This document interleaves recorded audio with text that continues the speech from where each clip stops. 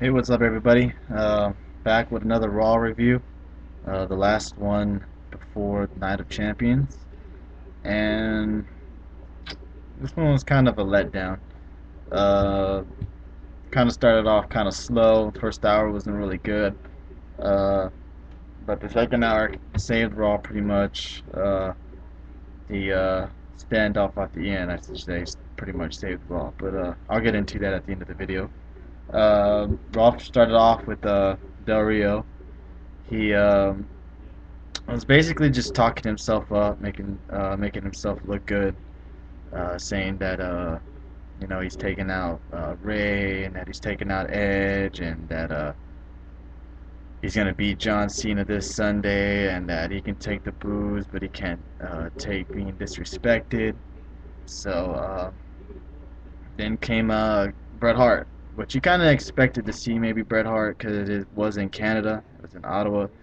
So he came out pretty much just dogging Del Rio, saying that he's not a true champion, doesn't work hard. I thought it was funny because he called Bret Hart a homeless person. He dressed up like a homeless person and a bum, which was like, wow, I didn't expect him to say that. But they went at it a couple of times, and then came fucking Cena, of course, to save the day. Of course, talked down about Del Rio, the same bullshit that he's been saying the past couple of Raws, and tried to make a match between Del Rio and Bret for the title, um, which then John Laurinaitis came out and said that he was going to make it a tag team match with Ricardo and Del Rio versus Cena and Bret Hart later on during the show, which you already knew was going to happen, and you could already tell it's going to have a predictable ending. But I'll get into that when we get to the match. But I'm pretty sure you guys know who won and how they won. But anyways, after that, we had a tag match between John Morrison, Alex Riley, Swagger, and Dolph Ziggler. This was an alright match. This was just a match just to get that Ziggler and Swagger feud going more. Uh, Swagger had Riley in the ankle lock, and Riley was able to reverse it and swung Swagger into the ropes, which then was Ziggler trying to get back into the ring. They collided. Riley did his move to Swagger. Ziggler could have came in and saved the pin, and he decided not to. He just watched Swagger get pinned. So basically, that match was just to get that feud more fire going underneath that feud. Um, Shortly after that, they announced that Night of Champions would be for the four-way between J-Mo, Riley, Swagger, and Ziggler. Um, so that should be a good match. I won't do my little who I predict who's gonna win until I do my review this Friday, but I already have a feeling who's gonna win and what's gonna go down. So it should be still a good match, but I really think it should just be Swagger versus Ziggler in the match. But I guess adding Riley and JMO would make it a better match to them, I guess. But what do I know? Like I said, what do I know? I'm not a booker, but I would have booked Swagger versus Ziggler straight up. Um, After that was Miz and the R-Truth. They did another amazing, awesome promo. These guys are clicking right now. So let's hope they get the titles at Night of Champions. But I just hope this is not like a little one-hit wonder where they're just together for a little while and then one of them turn on each other. That would suck. But these two guys have beef with Triple H, it seems like. So the main event of Night of Champions between Punk and Triple H could be interesting, especially with the things that they were saying about Triple H. They don't like him, and they don't want him COO anymore. So maybe they'll go through something to try not to have him be the champ. Sorry, the COO anymore. But yeah, they were not happy with Triple H, even though they got their tag title match. They were still not happy. Um, After that, a little promo, which was awesome. I highly suggest you guys go see this promo that they did. It was excellent. Uh, it was Miz versus Kofi. with the Miz winning. So now that the Miz won, I'm hoping that they don't have it switch around and have Kofi and Evan Bourne win. But that match was all right. I mean, they're not gonna show too much since they do wrestle each other this weekend. But Kofi has impressed me with his high flying. He stepped it up with his high flying, and I'm glad that these two tag teams are going at it at 90 Champions. Like, they may steal the show. You never know. Uh, but yeah, Miz got the win, and we'll see what happens with them at 90 Champions. I don't know why they keep doing this tag team shit with Lawler and McGillicuddy and Otunga. That shit is dumb. Nobody cares about Otunga and McGillicuddy. They had another one with Lawler having a mystery partner, which then ended up being Sheamus. And Sheamus just pretty much kicked both of their asses. You know you suck, Otunga, when you're in the match for 10 seconds. You know, Sheamus did his finisher, and that was it. You went rolled out of the ring, and McGillicuddy was in the ring for pretty much 90%, maybe 95% of the time. And Lawler didn't do shit. He just stood at the outside of the apron, and Otunga didn't do shit, but go in the ring and get kicked. So it was pretty much a squash match. It was just to make Sheamus look stronger. Because I don't know who he's going to be wrestling at Night of Champions. He might not even be on the card, which is going to suck. But, yeah, it was just to make him look stronger, more of a massive monster. And I'm liking him as a face. He looks happy, and I heard that he just re-signed a contract with WWE, so I can see why he's happy.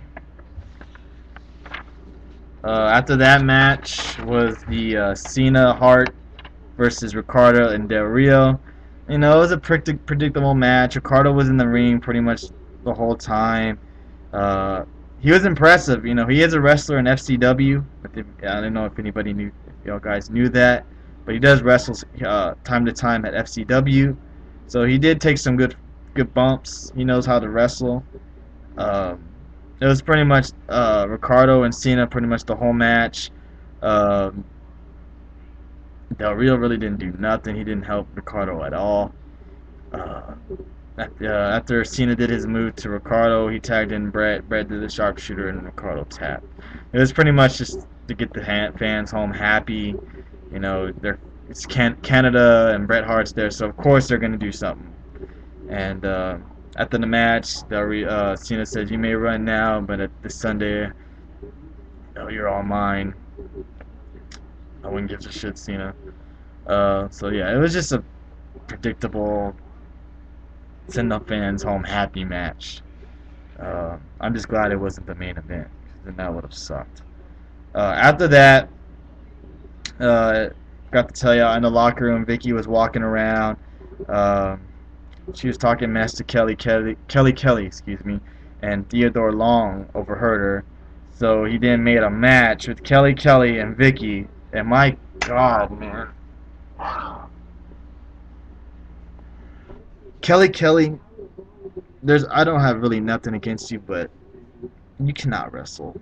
You cannot wrestle. You need to work on your moves, man.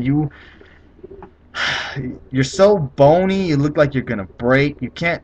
You know, that bulldog you did on Vicky Guerrero was horrible. The roll up at the end of the match was horrible. I just hope that Beth Phoenix wins this title, and maybe you can step your game up, because you are awful. I'm sorry, all you Kelly marks out there, all you Kelly fans. She is awful, man. You know, all she got going for her is her looks, and that is it. She is horrible. It was an awful match. Awful. It was just horrible. And I don't even want to talk about it anymore. I talked too much about it already. It was just a horrible match. Straight up. Awful. After that, we had a Mark Henry promo, which was okay. I mean, Mark, you're a monster. You're big. You know, scare us. Scare the little kids. Scare the shit out of them. Make them think that you're actually gonna beat Orton this Sunday. You know, you're saying, I took out Kane and I took out the Big Show and No one cares. Say how you're gonna take out Randy Orton. Say how he has no chance. Say I'm a fucking 400 and something pound monster, and I'm gonna run right through him. That promo was garbage. And okay, excuse me, it wasn't garbage, but it could have been a lot better. And you know that promo didn't convince me that Henry's gonna win that match or even have a chance. So 15 years, you finally get a little push. You can see why, Mark Henry. You can see why. Um, After that was Randy Orton versus Cody Rhodes. This was the main event. Uh, this is actually a good match. The one they had on SmackDown was better. Uh, was a better match, but this one was good because they had Cody Rhodes win, and I'm happy that they had Cody Rhodes win. Even if it was because Mark Henry, got on the apron and distracted Orton and the ref, I don't care. He got the 1, 2, 3 in the middle of the ring, and what else can you ask for? Randy Orton's the champ, and he beat the champ. So, is he getting the push?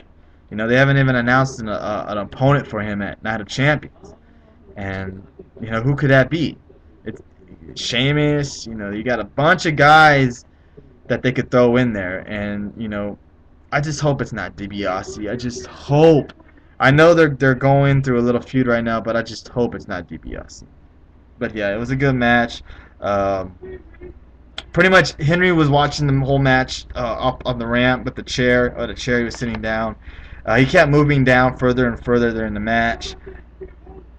Finally, he got on the apron and distracted Orton and the ref, which then Rhodes took off his mask and he knocked Orton with it, and then he did his finisher.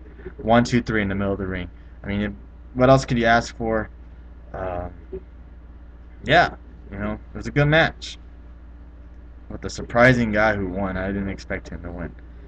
But they're stacking the odds against Orton to make it seem like he may have a chance of losing the title, but they're not. They could have did a better job. That's all I can say. After that was a face-off, and first off, I got a question for everybody. Are you guys getting tired of these little face-offs? Are you getting tired of hearing CM Punk complain about how they're not, they never gave him a push, and that you have to have a certain body type for you to be the champ? I'm curious to let you know, to hear what your thoughts are. Um, I'm kind of iffy. They've had, I think, 4 standoffs in the past 6 weeks that we're waiting for this pay-per-view, and they couldn't say too much more that they haven't already said. Um, but to me, last night, Triple H won that promo. Triple H was awesome. And I know there's probably a lot of Triple H haters. And I don't blame you guys for not liking the guy.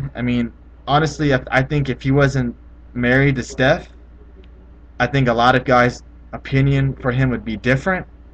But his promo bought me that pay-per-view. He has been excellent on the mic these past couple of weeks, and everybody's getting given the credit to Punk. And it's about 50-50 right now. I thought last night's promo was all Triple H. Um, it was a good standoff. They're getting personal. CM Punk using their own names. Mike cutting off at the end. Who did that? It's getting really personal. And this match is gonna be, man, I cannot wait. I cannot wait for the Mayweather Ortiz boxing match. But this one is right up there, and it should be very interesting. And I will have my review. I'm sorry, my predictions for this pay-per-view on Friday, and the review, of course, on Monday. Out of 1 to 10, this Raw was no more than a 6. What can you expect for the Raw before the pay-per-view? But that's about it. I just want to thank everybody. I got over 110 subscribers, and it's all because of you guys. Thank you. Please comment on the video on what you thought about Raw. Everybody have a great day, and I'll see you guys on Friday.